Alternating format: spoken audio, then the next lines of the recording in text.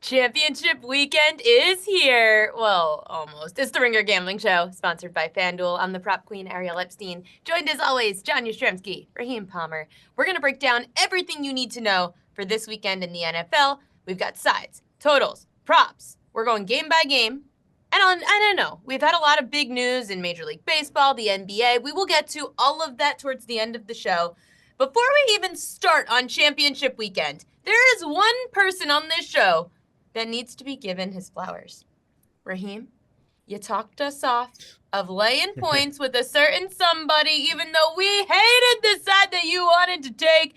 It's only gambling where you could say the Bears and winning are in the same sentence. Raheem, it's your turn. Take it. Take your flowers.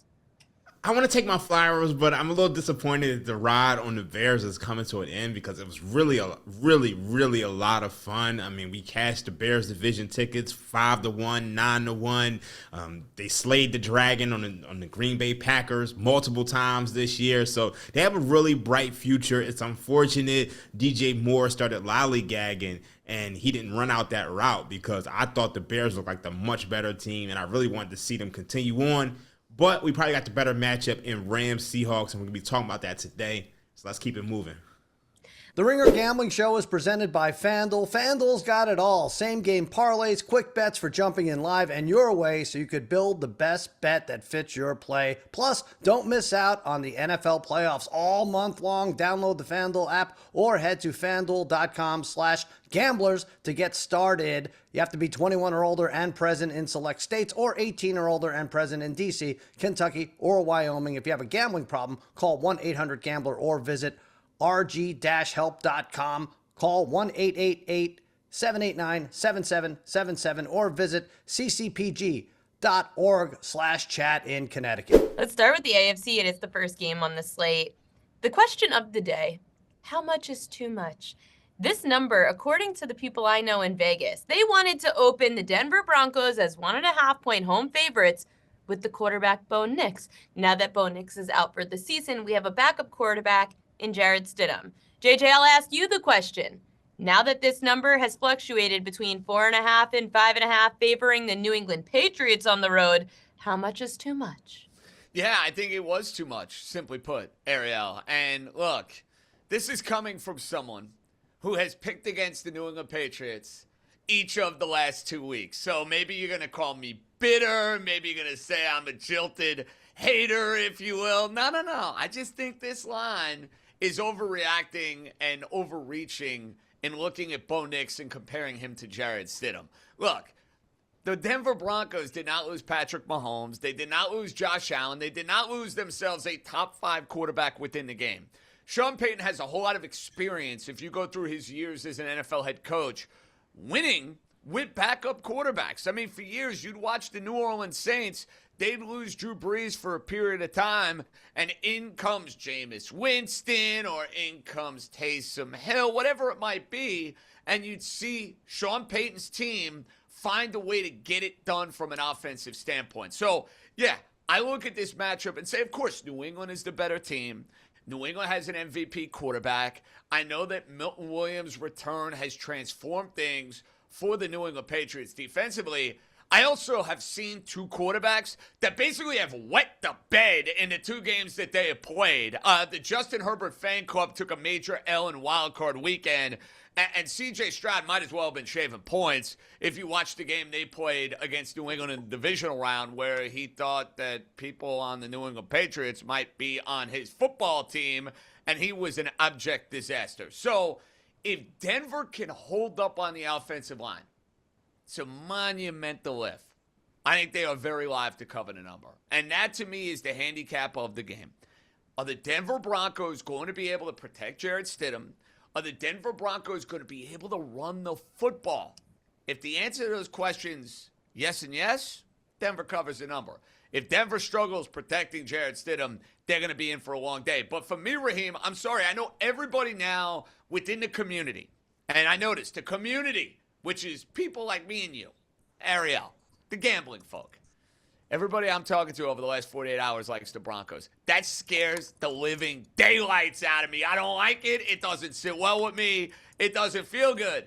But Dream, I'm sorry. This has gotten too high. It's Broncos to pass.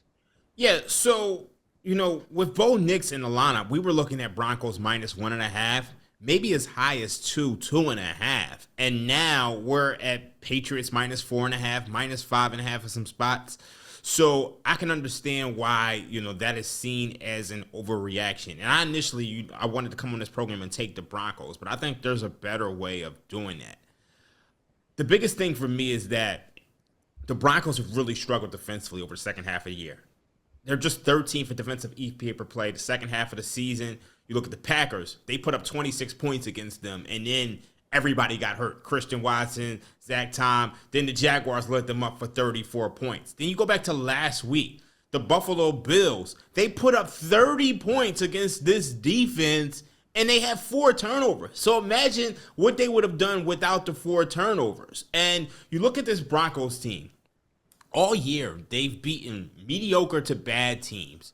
They won 10-7 against the Raiders, 13-11 against the Jets, 20-12 against the Titans. They were fine. They found themselves in a dogfight against the Marcus Mariota-led Washington Commanders. It was 27-26. I mean, if they convert that 2-point conversion, the Broncos lose. So, to me, it's very difficult to find myself on a Broncos side despite this huge number move. Like, to me, I think I actually want to play the over in this matchup. And because I spoke at length about how the Broncos defense has kind of fallen off, but I look at Drake May, and I know he struggled this postseason. He played the Chargers and he played the Houston Texans. Those are amongst the best 2 defenses in the league. He had a 58.9% completion percentage. I think this defense, as currently constructed, might be a step down. And it sounds crazy because we're saying the Broncos defense is one of the best in the league, but I think the Patriots can go out there and put up some points. I mean, when you think about it, the Patriots, they put up 28 points last week. So, and you had all of those turnovers, and you're playing a Houston Texans defense in the rain where it felt like everybody was turning it over. And I look at Jarrett Stidham.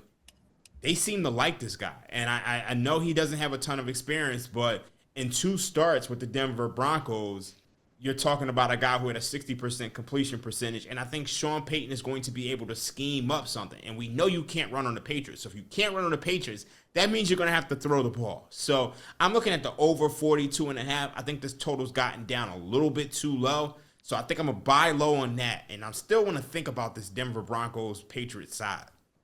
I don't know if you can't run on the Patriots. Recently, sure. Houston Texans looked abysmal. Week before, you dealt with a Chargers team with an abysmal offensive line. Then it was the last week of the regular season. If you look prior to that Miami game, Jets, Ravens, Bills, you're talking about 164, 171, and 168 rushing yards against the New England Patriots.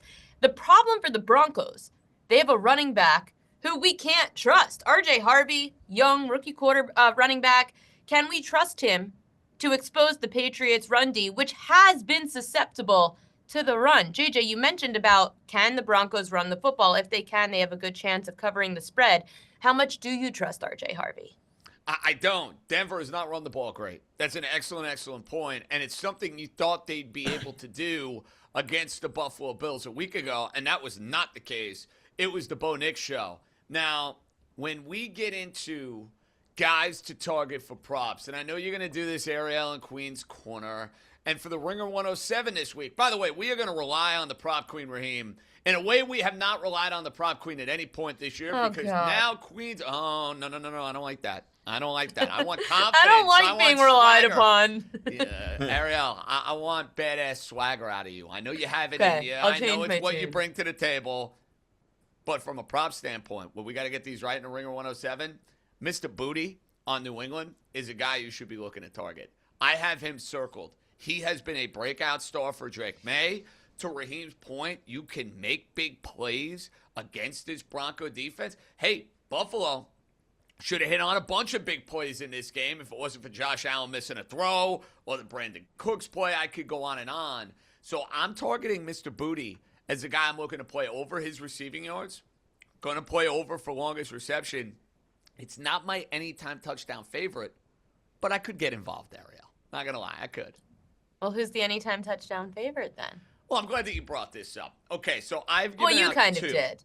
Well, you led me to it. One is really chalky, and one is not so chalky. The chalky one I'm going with is Ramondre Stevenson, because that's the guy that Vrabel and McDaniels trust.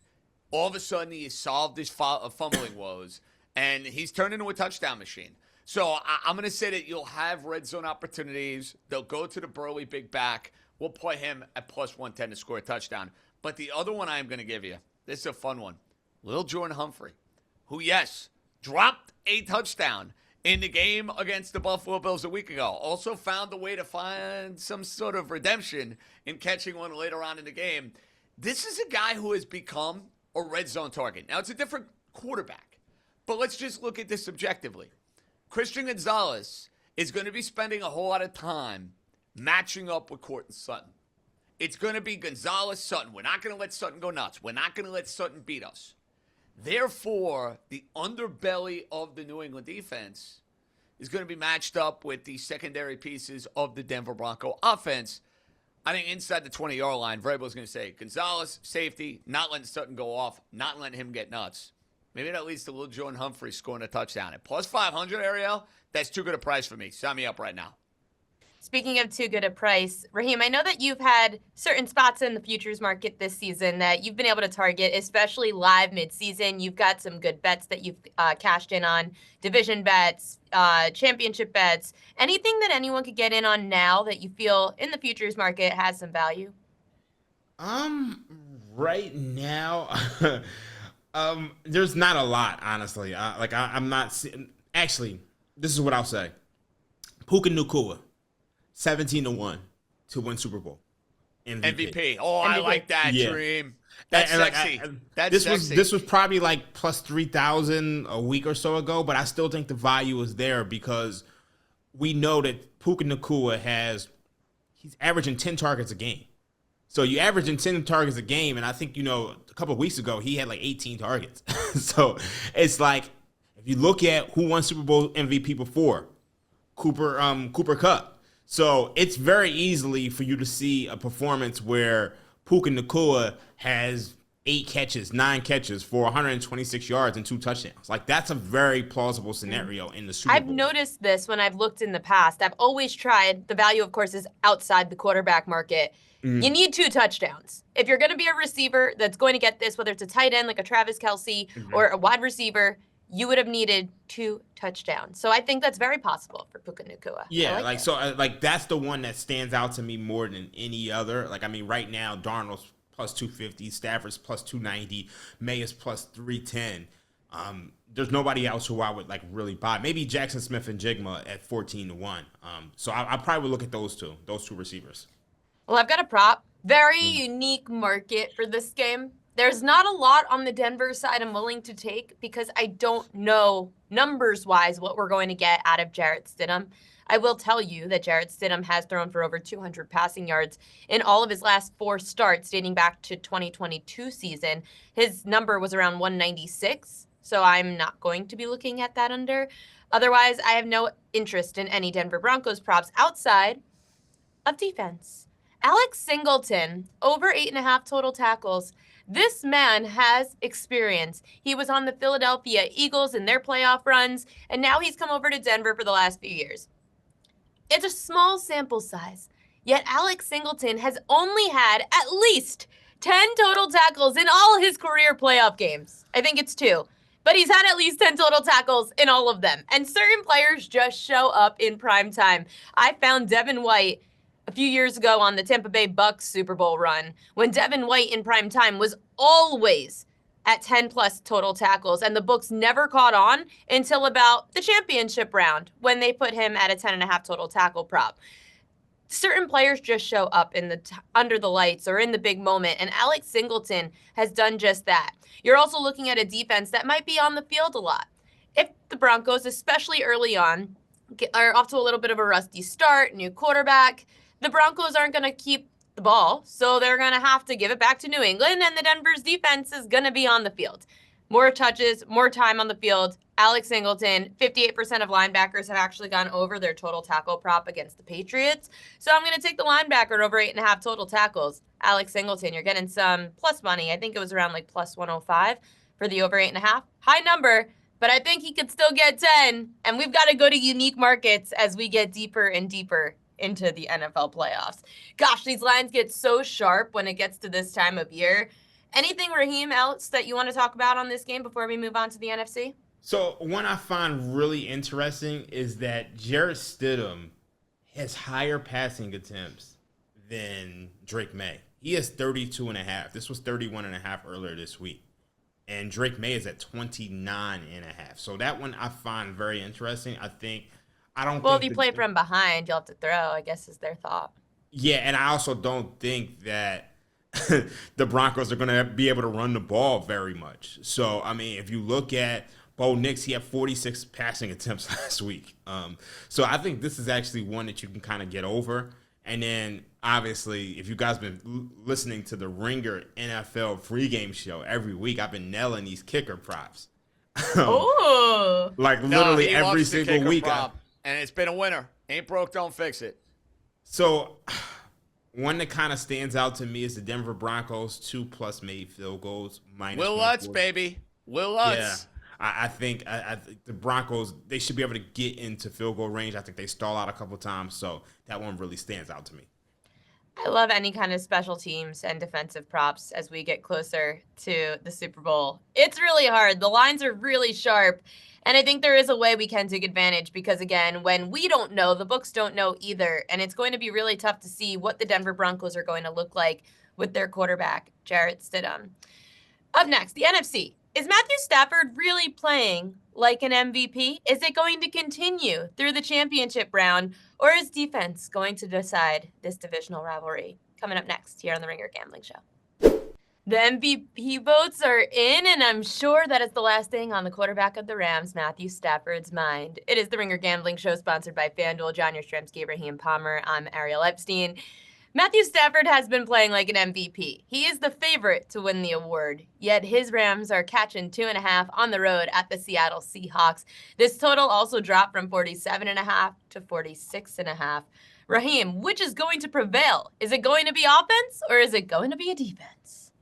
I am really, really, really struggling with this game for a number of reasons. I mean, when you look at the first matchup, the Rams won 21-19. Rams had a 37% success rate, 30% rushing success rate, 43% passing success rates. Stafford was just 15-28 for 130 passing yards with 2 touchdowns.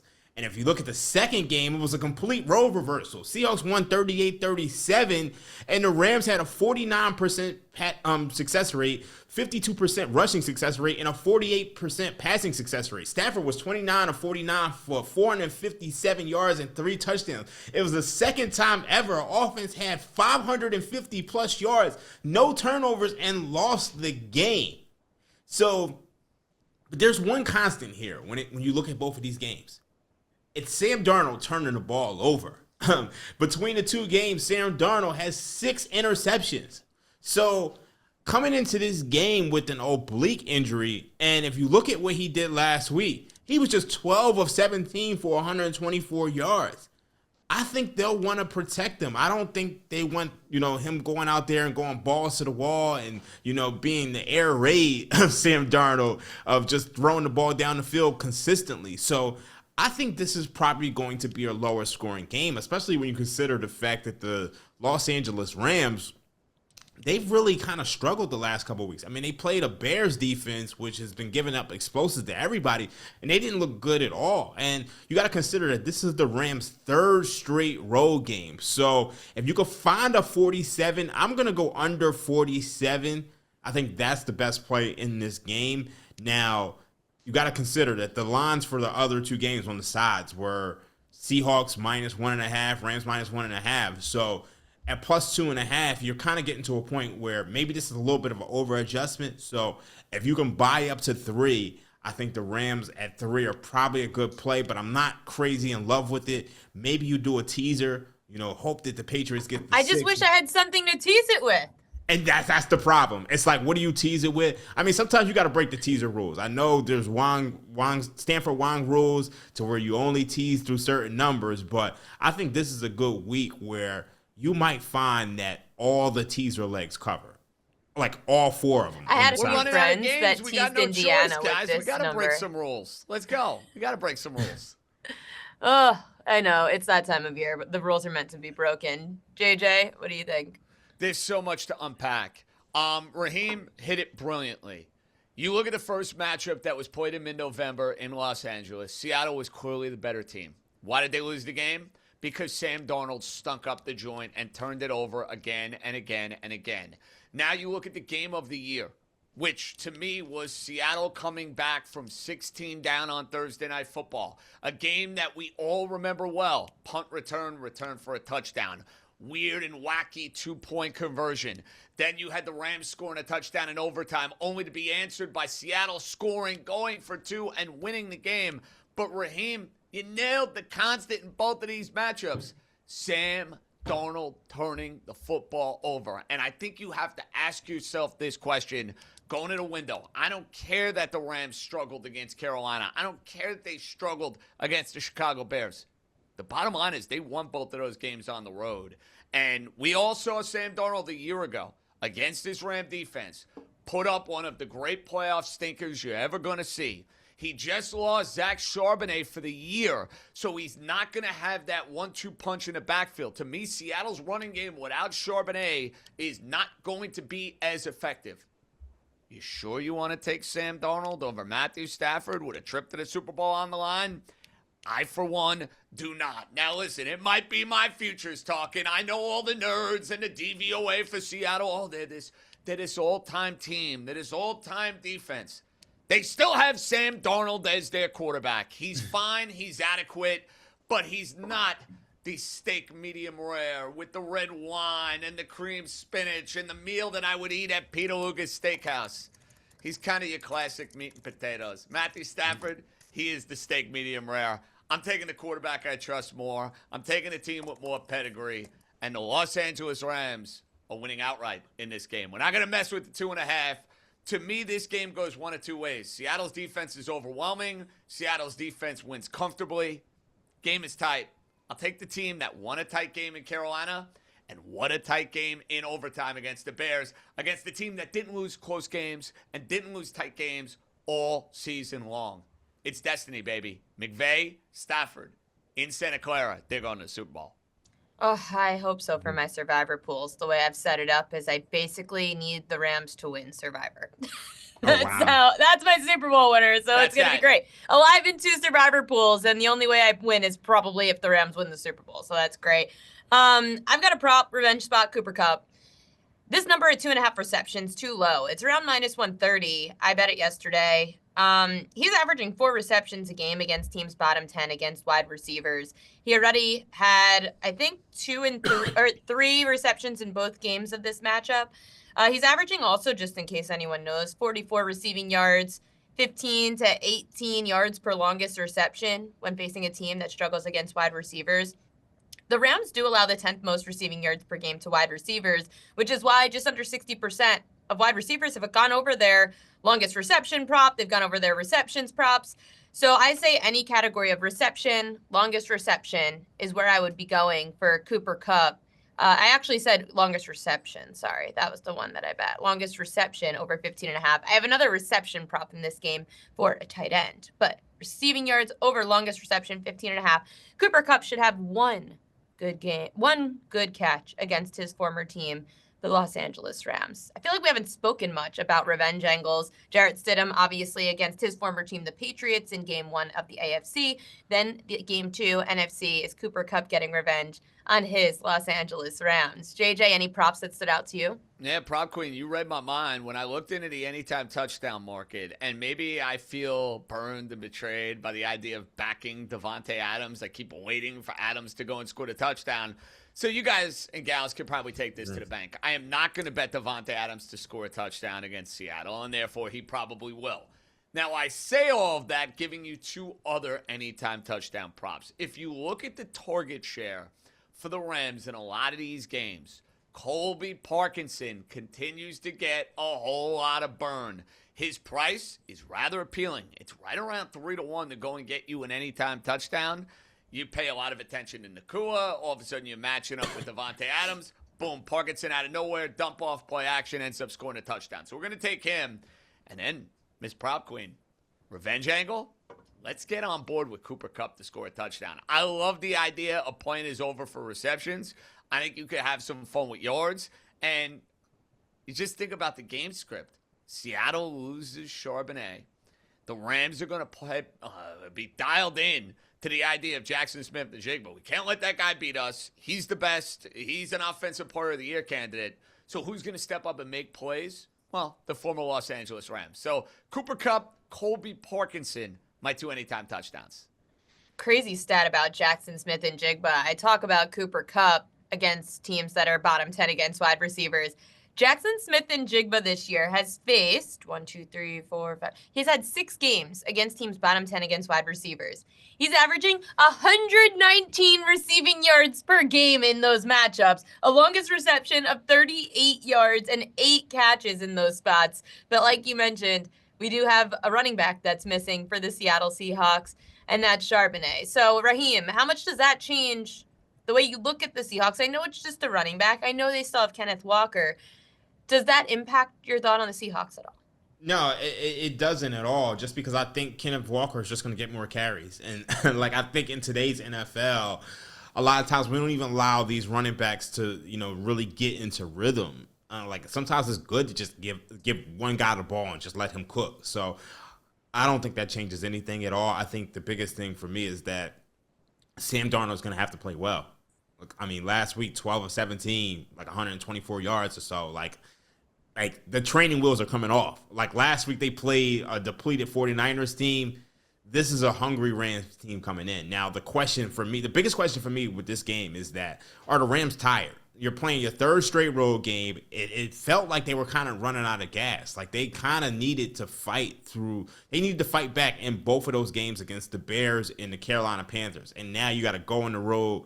And I know Seattle hasn't lived up to its reputation as far as like the 12th man at home. But this is still a tough place to play. So that's my biggest question for this game. Defense does tend to prevail. Anything else you guys got before I go to Queen's Corner? No, I'm feeling good about these. Now, that said, Ariel, I feel like Cooper Kupp over, and we got to get confirmation on whether or not the minus 130 is A-OK for Ringer 107. Well, we could go over longest reception instead of his reception. Mm-hmm. We'll let you pick the favorite. I defer to the prop queen. That's all I'm going to say. Mm-hmm. Because we have props now involved in this little competition, I'd be a damn fool if I started taking sides against the family. You know what I mean? Yeah. I know. Actually, I have two. I have a couple. A couple props that I'm interested in. And this is not for Ringer 107, but I'm looking at Terrence Ferguson over 14.5 receiving yards. He returned to the lineup last week.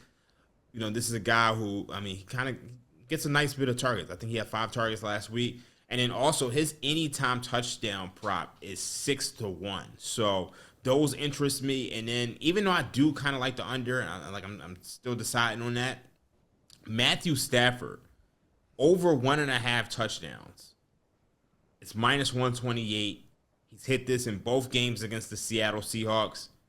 I think that's where I'm leaning. So those 3 props right there. I like that too, Raheem, because you're going to struggle to run the ball on this Seattle defense. Yeah. Yeah. You're going to struggle. Yeah. It's really hard to fade Kyren Williams, but I Yeah. can't seem. I had some numbers on Kyren Williams. They're very close. The numbers were so sharp on his rushing yard prop. Receiving yards I also thought about, but he hasn't been catching the ball as much. I do have some 5 props for Queen's Corner that we have not talked about. Players that we have not discussed at all. We discussed a little Kenneth Walker. Hunter Henry is one of my favorite plays of the weekend. Over 39.5 receiving yards. He's against a team that is bottom 10 in receiving yards allowed to tight ends. And in those matchups this year, Henry's averaging 67.5 receiving yards a game. 5 receptions. Denver, 9th most receiving yards per game allowed to tight ends. 61% of tight ends this year have gone over their receiving yard prop against the Broncos. Tyler Higbee of the Rams, over 1.5 receptions. The number's too low. He's averaging just under 3 receptions a game when against teams that struggle against tight ends. And Seattle's actually allowing the 6th most receiving yards per game and receptions per game to tight ends. 67% of tight ends have actually gone over their reception prop against the Seahawks. So as good as that defense is, not great against tight ends. Drake May, over 29.5 pass attempts. This number also feels low. I know that the Denver Broncos might be the team playing from behind. They are the one catching points. The line did move a point in favor. It was 4.5, it was 5.5, back down to 4.5 on Denver. If the Broncos keep it close, you are going to see the Patriots have to throw the football. And Drake May is averaging 37 pass attempts per game this year when against teams that are allowing some of the most pass attempts per game. That's the Denver Broncos. People are throwing on him. 6th most pass attempts per game this year, with 53% of quarterbacks going over their pass attempt prop against the Broncos.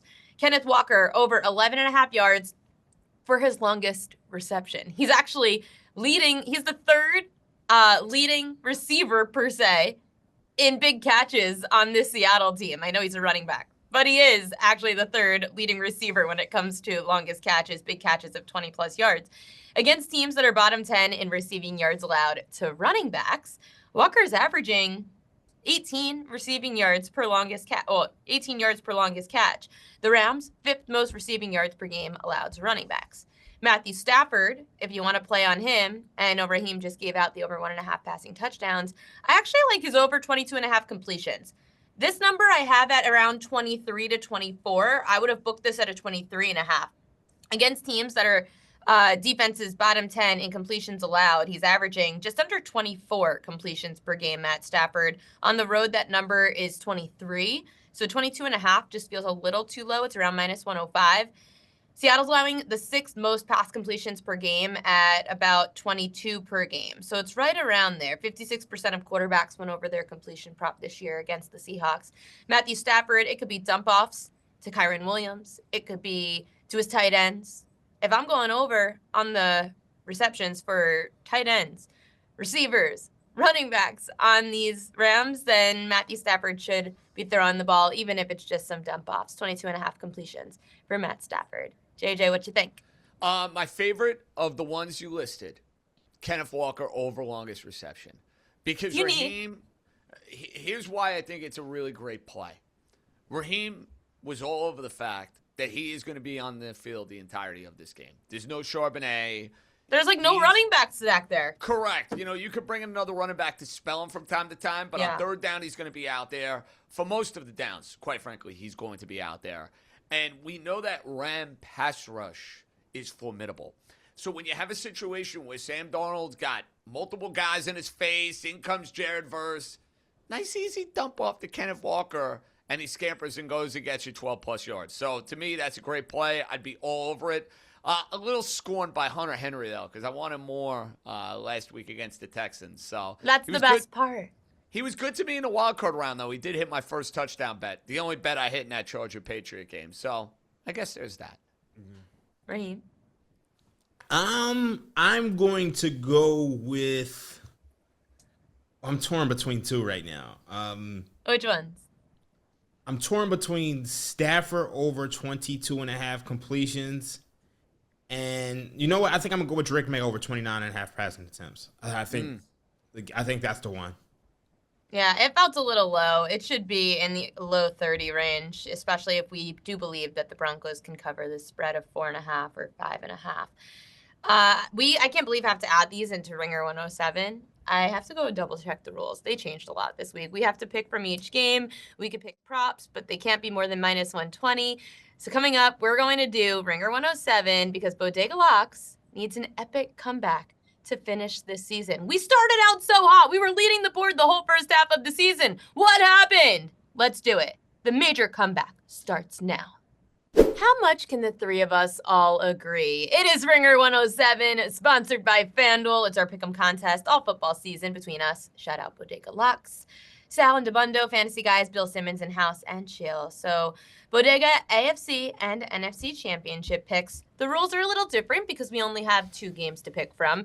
We're going to have to pick a side for each game. Then we could choose either a total or a prop. We have to pick two, either a total, prop, one of each, two of each, whatever it is. So let's start with the guy who said he's really confident.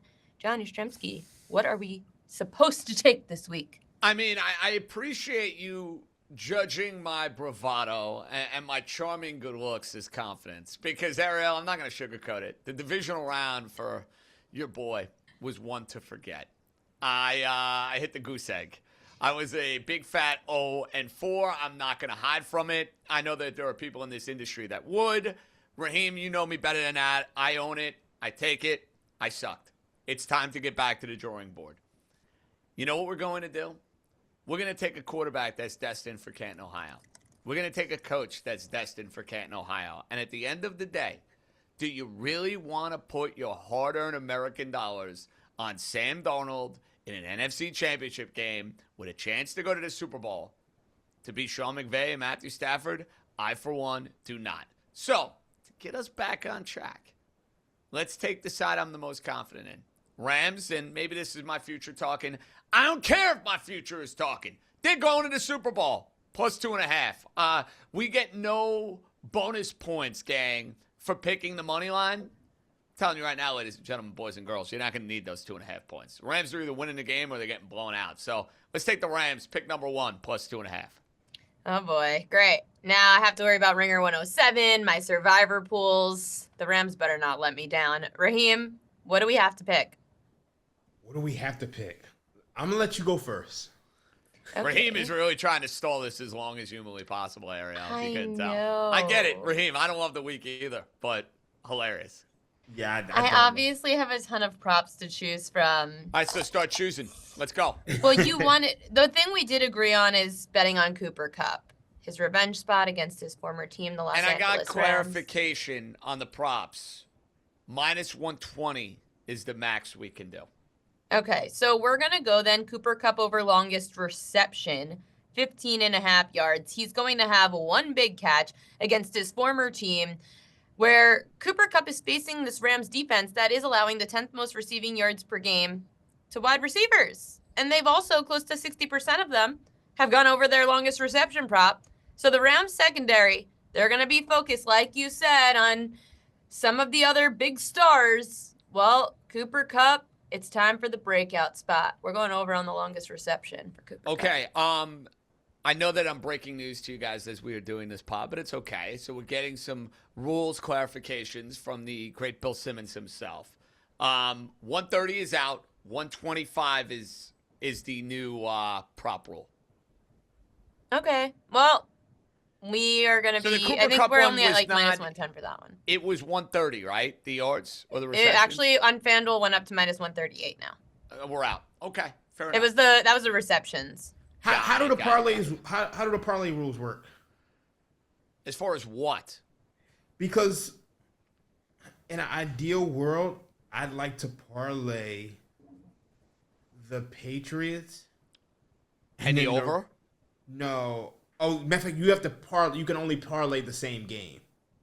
I thought you liked the over in that Patriot. I do. parlay. I do. But I was So like, this kind of, this strikes me as a good parlay then, Dream. so I was thinking, like, you know what I was thinking? I was thinking, like, if we could parlay two different games, I would have parlayed the Patriots with the Rams plus like a 7.5 or something like that. But I realized you can only parlay one. Well, but Dream, how about this though? You like that over? yeah. How about we take the Patriots? Why would we parlay something? The only time it would be to tease, but why would we parlay anything? I meant like a tease. You're picking, Correct. yeah, no, a tease That's what is I mean. different. A tease. So Are we allowed to tease?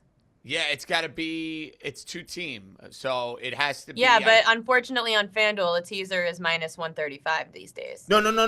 It's the adjusted spreads. That's what we're doing. That's what we did last week with the Seattle game. Yeah, and it ended up being successful. So if we took Yeah, so let's do the Patriot. minus 1.5 for New England, right? And then we want to do an alt total, correct, Raheem? Yeah, that's the way to do it. All right. So I love that I'm doing this in the FanDuel calculator right now as we speak. Who says I can't multitask? Of course I can. Raheem, here's our winner. If we go Patriot minus 105, Patriots minus 1.5, over 36.5, plus 102. There you go. I love it. Let's do it. Or if you want to get even better, to get it to 110. Patriots minus 1.5 over 35.5. Let's do that. Minus 107. Winner. Yeah. Okay. There you go. There's your parlay. Then we need one more. It's got to be a prop queen. Come on. Because we got the two sides in play. We're taking the Rams. We got this Patriot over parlay, which, by the way, I endorse because I do think the Patriots are going to win the game. Well, the three that you guys said that you liked out of Queen's Corner, Drake May over pass attempts is minus 106. Kenneth Walker over longest reception, minus 110. Stafford over 22.5 completions, minus 105. I'm torn between May or Kenneth Walker longest reception. Now, you're not going to like this, but I'm looking right at you. These are your babies. These are your crown jewels. There's Marley and there's Queen's Corner, Ariel.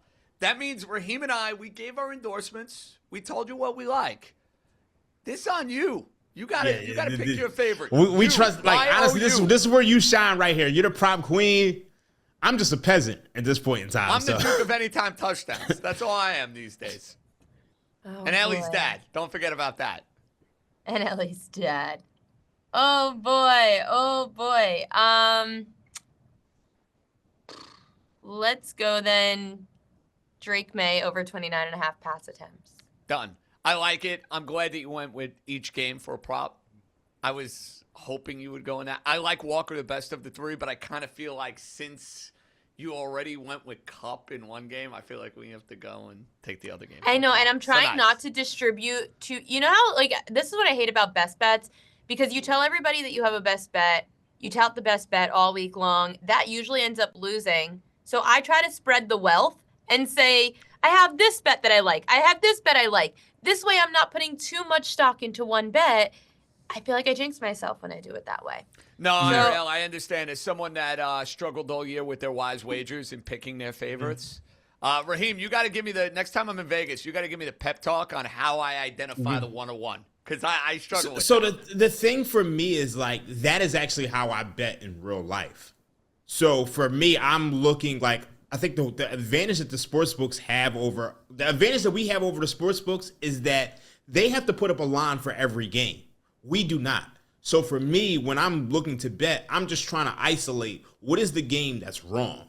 And then I try to put as much money as possible on that one game. Now, that's great when you're actually betting. When you're producing betting content and you have to give out 5 and 6 and 7 picks, that's when it's just like, oh, shoot. It's bad. I get it. The problem is I usually go into the week with 3 or 4 I really like. Yeah. And this is what's going to happen, Ariel, if I end up having a second child where I can't pick my favorite. That's me going into football Sunday. I'm like, well, I can't pick my favorite. I like it's 3 just, or 4 you know what it of is? them. It's tough on the weeks like a week like this.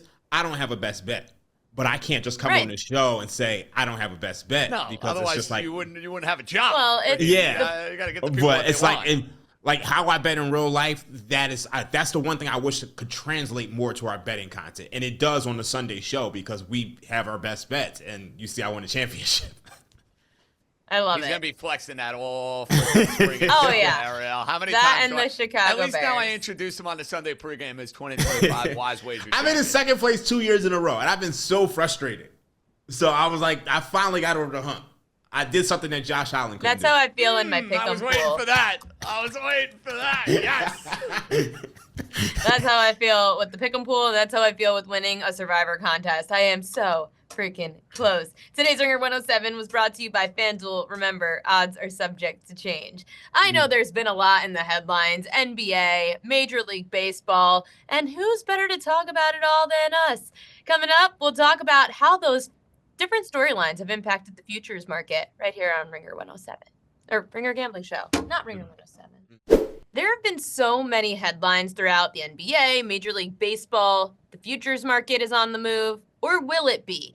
The NBA is in one of the toughest times of the year to handicap because we're approaching not only the All-Star break, but the NBA trade deadline. And Raheem, not only did the Knicks, which we'll get to with JJ, have a closed-door meeting and end up beating the Nets 120-66 yesterday, but now there's all these rumblings about Giannis Antetokounmpo, how the team's not playing hard. It just feels like things are getting worse and worse in Milwaukee. So what the heck is going to happen in the next few weeks with Giannis? I don't know. It just seems like the Bucks are trying to hold on to this guy, and it feels like at this point in time, Giannis just needs to make a trade demand. You're looking at a team that is 18-25. They're 22nd in offensive rating, 22nd in defensive rating. What is it they do well at this point in time? So we all know this has to end. I don't know if it's going to end this season or in the offseason, but eventually it has to come to an end. And obviously that closed-door meeting for the New York Knicks seemed to work at least for one game with that huge win over the Nets, who the Knicks just seemed to dominate anyway. JJ, this is a Knicks team that just a week ago was the favorites to win the Eastern Conference. Things looked messy. Was that the turnaround? I can't get nuts after beating the Sisters of the Poor, a.k.a. the Brooklyn Nets, the Sisters of the Poor of the Eastern Conference. That's what the Knicks were supposed to do. They've been a hot mess literally since the NBA Cup. And by the way, Raheem, if this Knicks season goes up in flames and ends up being a bitter disappointment for a team that went into the year with NBA Finals or bust as far as their mentality goes, I'm going to ask the Knicks to opt out of the NBA Cup for the remainder of the history I told you it's of a the jinx NBA to win Cup as far as the jinx goes. But look, on a much more serious note, the Knicks are not playing any defense in this losing skid where they lost 8 out of 10 games.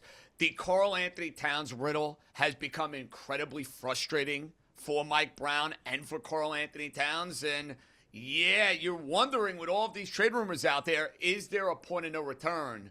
The problem is that contract is one of the toughest contracts to move within the NBA. So it's not as simple as saying, hey, Giannis for Cat, make it happen, boom, snap of a finger. If only it were that easy. It's a difficult riddle for the Knicks, who at the moment have their hands full in the Eastern Conference. They can still turn their season around, but Detroit is playing inspired, big-time basketball. They're going to be the number 1 seed in the East. And how about what the Bulls? I can't believe I'm saying it. It makes me cringe, even though I bet they're over. How about what Joe Mazzulla, Jaylen Brown, and the Boston Celtics have been able to do? And know this, they're getting Jason Tatum back. Ariel, that is my worst nightmare. Knicks, Celtics, second round, and the idea of losing to them with these expectations, oh boy. It would be bad. Bad for the Garden, bad for the Knicks. I know that I'm not even going to get you in trouble with your New York fan base about the New York Mets and say something wrong, so I'll just pretend you're happy about it. It's New York words, Mets. Not mine. That's fine. No, I mean, listen, JJ, I know there's one thing that scares you, and that's the Mets being better than the Yankees. But the Mets did do something that finally made them better in the right ways yesterday. They made a trade with the Milwaukee Brewers to go get Freddie Peralta. So now the Mets finally have an ace. And it actually gave credibility to the Mets offseason. I was getting annoyed with those New York Mets because they get Bo Bichette, they get Luis Robert. I said, that's great. Awesome. Your lineup looks great. Yet you still have no pitching. Well, they finally listened. They went and got pitching. How much faith do you now have in the New York Mets being true contenders with Freddie Peralta? They're going to be a playoff team, no question about it. And you go back a week ago, Kyle Tucker signs with the Los Angeles Dodgers. No Diaz, no Alonso, trade away Brandon Nimmo. What's your offseason looking like? Well, I think David Stern, since Friday, has done a remarkable job. I love Bo Bichette. He's a gamer. He's a winning player. We saw that with the Toronto Blue Jays. Luis Robert, it's a roll of the dice. It's a good glove. His offense has been in the gutter each of the last 2 years. But, hey, if he's half of what he was in 2023, it's an upgrade for the Mets. And Peralta's the no-brainer of all no-brainers, right? Mm-hmm. Like, they have a top 15, top 20 pitcher to put with Nolan McLean. There's still a team in the NL East I like a little more than the Mets. And no, Raheem, it is not your Philadelphia Phillies. I'm buying a big renaissance season coming up for the Atlanta Braves. But, yeah, I think the moral of the story is Mets, Braves, Phillies all finding their way back to October. I give up on the Phillies. They're just not making enough moves at the end of the They've day. had a terrible offseason. Raheem, what have they done? They lose Suarez. Everyone thought they were getting Bichette. Bichette goes to the Mets. They've done nothing. I'm looking at, Like I've said this time and time again, the Phillies window closed when they lost to the Arizona Diamondbacks. And unless they make some big changes, it's never opening up. I don't care what they do in the regular season. Looking at the World Series odds real quick, you got the Dodgers at plus 220 on FanDuel, then a huge drop-off. Yankees plus 950, Mariners 13-1, Mets 13-1, Braves 14-1. So we'll definitely keep an eye on how everything moves throughout the MLB futures market. As we all know, this hot stove is not cooling off anytime soon. Raheem, NBA best bets for tonight or best bets for the weekend? NBA best bets. Let's go with. I think Kawhi's not playing, so I think let's go with the Los Angeles Lakers tonight. I think that's the way to go on this one. And I guess nothing for the weekend yet. Well, we have our Ringer Sunday NFL free game show, so like I've been telling y'all the last couple of weeks, you just kind of have to wait on that. JJ? Okay, here's what we're going to do. Los Angeles Rams, money line against the Seattle Seahawks. Matthew Stafford, Sean McVay, not going to be denied. And if you're looking at props, I mentioned Colby Parkinson as an anytime touchdown scorer. I like him to get 3+ receptions. I like him to go over 40 and over 50 yards. I think he's going to be a big part of the game plan. Don't sleep on the tight end, Ariel. Parkinson for a big day. Yeah, which is why I'm going with the other one, the other tight end in that game. I do love some Tyler Higbee over 1.5 receptions. I feel like he just at -133 is where I grabbed it. He's up against a team that is bottom 10 in receiving yards allowed to tight ends and nonetheless receptions, where Higbee's averaging just under 3 receptions a game against those kinds of defenses. 67% of tight ends have gone over their reception prop when facing this Seattle team. So over 1.5 receptions for Higbee and another tight end, Hunter Henry. Let's have the big breakout game of the playoffs, over 39.5 receiving yards. Also a bottom 10 defense against tight ends, the Denver Broncos, where 61% of tight ends have gone over their receiving yard prop in the last 10 games against Denver. So those are my 2 favorite props going into the weekend. I did already bet them. JJ, final thoughts before we hit championship weekend in the NFL. I hope Hunter Henry doesn't do us dirty. I love the fact that I almost knocked my microphone over, and I live to tell about it. Raheem, let's go. Let's Raheem, get it. final Let's thoughts? get it. Final thoughts? Final thoughts? Final thoughts. Keontae George is playing some tremendous basketball. I don't know if he's going to win Most Improved Player, but right now this is the best Most Improved Player like candidacy I've ever seen. Denny Avdia, Keontae George, Jalen Johnson. Sponsored by FanDuel. We'll see you next week. Must be 21 or older and present in select states, or 18 or older and present in D.C., Kentucky, or Wyoming. If you have a gambling problem, call 1-800-GAMBLER or visit rg-help.com. Call 1-888-789-7777 or visit ccpg.org/chat in Connecticut. You must be 21 or older and present in select states. For Kansas, in affiliation with Kansas Star Casino, or 18 or older and present in D.C., Kentucky, or Wyoming. If you have a gambling problem, call 1-800-GAMBLER or visit fanduel.com/RG, 1-888-789-7777 or visit ccpg.org/chat in Connecticut, or visit mdgamblinghelp.org in Maryland. Hope is here. Visit gamblinghelplinema.org or call 800-327-5050 for 24/7 support in Massachusetts, or call 877-8-HOPE-NEW YORK or text HOPE New York in New York